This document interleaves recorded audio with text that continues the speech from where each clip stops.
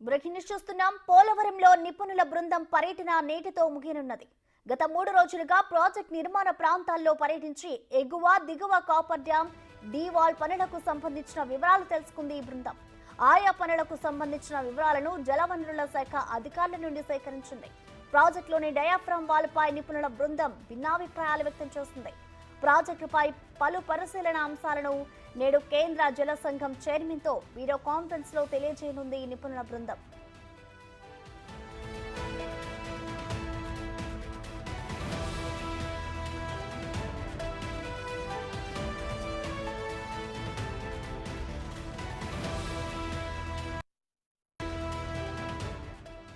అయితే ప్రాజెక్టు సమగ్ర అధ్యయనం తర్వాతే తుది నిర్ణయాలు తెలుపుతామని తేల్చింది నిపుణుల బృందం.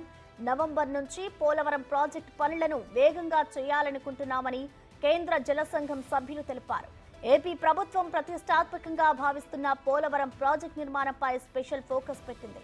ఈ క్రమంలోనే ప్రాజెక్టులో ఉన్న ఇబ్బందులను అధిగమించేందుకు ప్రయత్నాలు జరుగుతున్నాయి.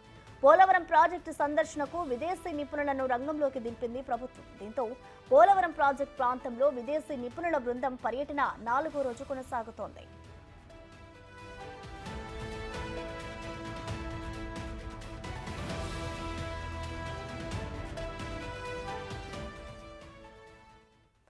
దీనికి సంబంధించిన కంప్లీట్ డీటెయిల్స్ మా ప్రతినిధి సాగర్ లైవ్ ద్వారా అందిస్తారు. సాగర్, చెప్పండి, పోలవరం ప్రాజెక్ట్ నైతే అంతర్జాతీయ నిపుణుల బృందం గత 3 రోజులుగా పరిశీలిస్తోంది. ఇవాళ 4వ రోజు కూడా పరిశీలించబోతోంది. ఈ 4 రోజులు చూసుకుంటే ఏమేం పరిశీలించింది సాగర్?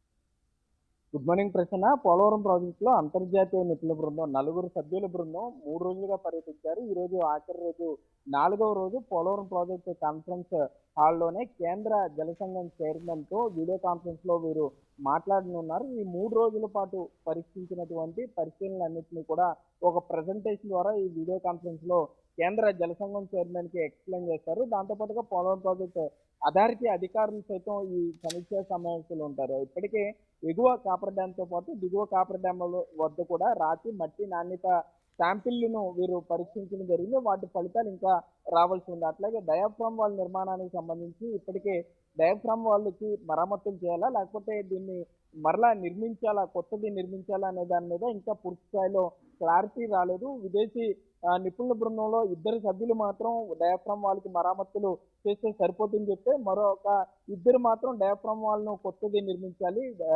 ప్రాజెక్టు దీర్ఘకాలిక దాన్ని పటిష్టతను దృష్టిలో పెట్టుకుని నిర్ణయాలు తీసుకోవాల్సి ఉంటుంది కూడా చెప్పడం జరిగింది. సో ఒక భిన్నాభిప్రాయాలు డయాఫ్రామ్ వాళ్ళ మీద వచ్చాయని చెప్పుకోవడం పూర్తి స్థాయిలో ఇప్పటికీ 4 రోజుల్లోనే ఈ అంశాలన్నింటి మీద నివేదిక ఇచ్చే అవకాశం లేదు. కాబట్టి ఇప్పటికీ డయాఫ్రామ్ వాళ్ళ వద్ద ఇప్పటికే మట్టి అక్కడ రాతి నాణ్య శాంపిల్స్ ని కూడా ఈ విదేశీ నిపుణులు తీసుకోవడం జరిగింది. డయాఫ్రామ్ నిర్మించే ముందు తీసుకున్న శాంపిల్స్ ని కూడా విదేశీ నిపుణుల బృందం పరీక్షించడం జరిగింది. మరోపక్క ఇప్పటికే earth cum rockfill dam gap 1 gap 2 కూడా పరిశీలించారు. సో పోలవరం ప్రాజెక్టులో ప్రధాన అంశాలైనటువంటి lower coffer dam, upper coffer dam తో పాటుగా earth cum rockfill dam gap 1 gap 2 అట్లాగే డయాఫ్రామ్ వాల్ వీటన్నిటిని కూడా విదేశీ నిపుణుల బృందం పరిశీలించడం జరిగింది. దాంతోపాటుగా ఈ రోజు నిన్న మధ్యాహ్నం నుండి వరద నీరు ఎక్కువగా ఉండటంతో ఈ రోజు పోలవరం ప్రాజెక్టుకి సంబంధించిన పూర్తి స్థాయి నివేదికలు తయారు చేయడంలో విదేశీ నిపుణుల బృందం బిజీగా ఉన్నారని చెప్పుకోవచ్చు. వారు ఒక్కరోజు లేటుగా వచ్చినా కూడా